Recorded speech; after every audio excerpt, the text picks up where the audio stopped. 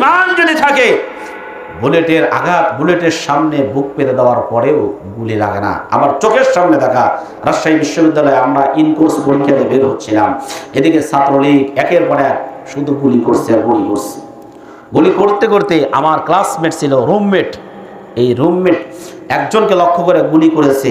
গুলিটা তাকে না লেগে আমার রুমমেট যে ছিল তার এই পেটের এখানটা লেগে পিছনটা বের হয়ে গেছে। এই জায়গা দিয়ে কোনো অপরাধ নেই, হেঁটে যাচ্ছে বিশ্ববিদ্যালয়ে তার ক্যাম্পাসে, এখান দিয়ে গুলি লেগে পিছন দিয়ে বের হয়ে গেছে।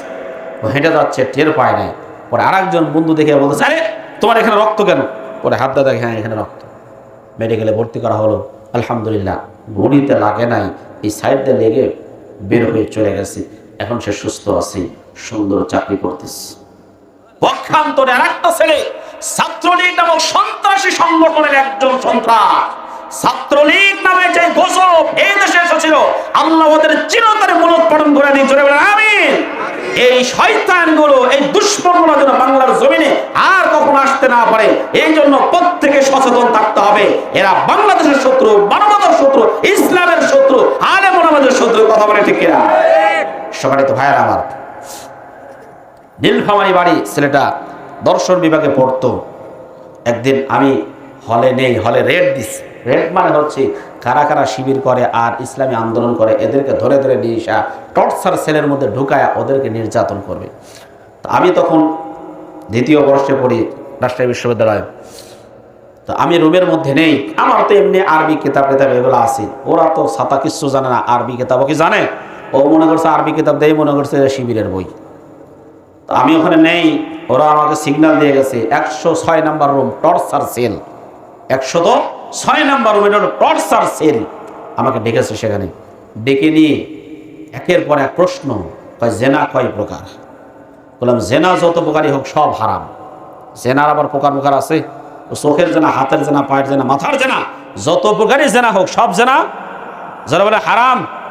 এরপরে জিজ্ঞাসা করছে আল্লামা সাঈদী সম্পর্কে আপনার মতামত কি? আল্লামা সাঈদী হচ্ছেন এদেশের প্রত্যেকটা মানুষের অন্তর হৃদয় স্পন্দন। কি আওয়ামী লীগ, কি বিএনপি, কি জামাত, কি জাসদ বসদ, সবাই আল্লামা দিল হোসেন সাঈদীকে পছন্দ করে। ওদের সামনে এই কথাগুলো বলাও তো মুশকিল, চতুর্দিকে হকি স্টিক, লাঠি এগুলো নিয়ে দাঁড়িয়ে আছে। কিছু উল্টাপাল্টা হলেই অমনি পেদানি দেওয়া শুরু করে দিবেন। তারপরে বললাম সাঈদী সাহেব হচ্ছে প্রত্যেকের হৃদয়ের স্পন্দন, সবাই তাকে ভালোবাসে। কথা সত্য না মিথ্যা? সত্য। তো সাঈদী সাহেবকে যে চাঁদে দেখা গেছে এই সম্পর্কে আপনার মতামত কি? কারণ আমি বললাম সাঈদী সাহেবকে যে চাঁদে দেখা গেছে কথাটা অসত্য, সত্য না আসলে। তবে কোনো একজন মহাব্বতের লোক যদি এরকম, তারপর কোনো গজব আসে, বিপদ আসে, তাকে যদি কেউ শায়েস্তা করে, তাহলে তার প্রতিচ্ছবি সব জায়গায় ভেসে বেড়ায়। এই লোকগুলো যেদিকে তাকাবে মনে করবে যে ওই লোকটাই তার চোখের সামনে ভেসে বেড়াইতেছে। এই জন্য আল্লামা সাঈদী সাহেব প্রত্যেকটা মানুষের হৃদয়ের স্পন্দন ছিলেন, প্রত্যেকটা মানুষ তাকে ভালোবাসতো। সুতরাং মানুষগুলো ওই চাঁদের দিকে তাকাইলেও তারা মনে করতো সাঈদী সাহেব মনে হয় চাঁদের মধ্যেই আছে। কথা ঠিক না ঠিক? এরকম করে আরো অনেক প্রশ্ন করেছি, প্রশ্নগুলোর উত্তর দিয়েছি সেদিন অনেক সাহসিকতার সাথে।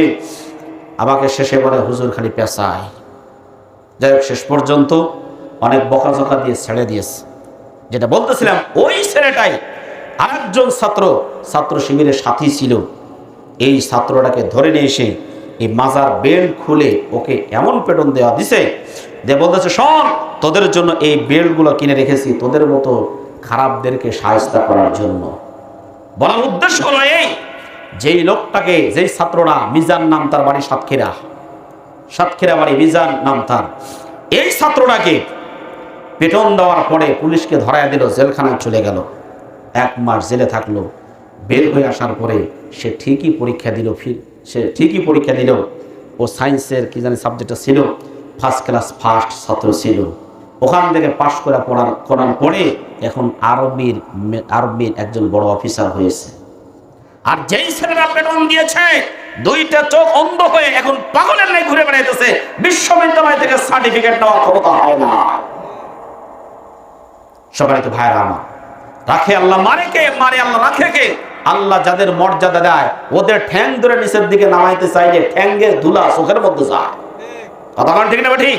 বাংলাদেশ জামাত ইসলামী ছাত্র শিবিরকে ধ্বংস করার জন্য এই জাহেল আওয়ামী লীগ বহু ষড়যন্ত্র করেছে।